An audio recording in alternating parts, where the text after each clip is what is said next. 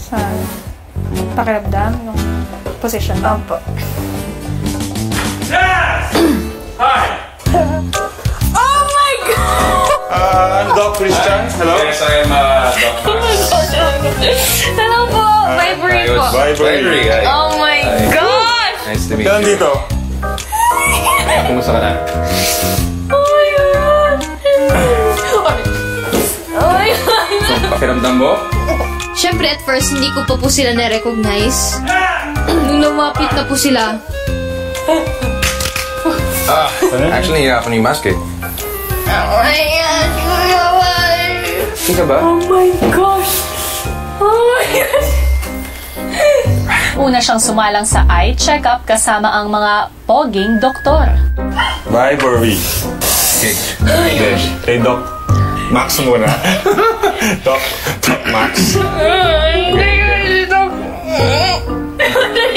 Kami lang. Kuya Sam! Problema talaga. Okay. Ay, Dr. Max ako, hindi ako Kuya Sam. Sino si Kuya Sam? Nabuang na ko, kuya.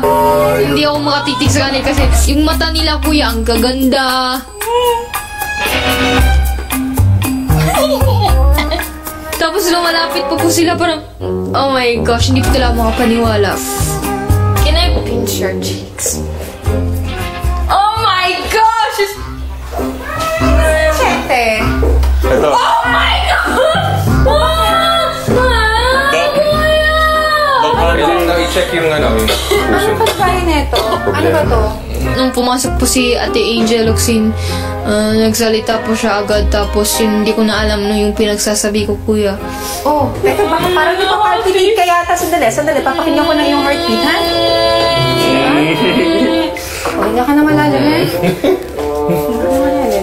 Sila pong tatlo mga big stars, so parang hindi po talaga ako makapaniwala.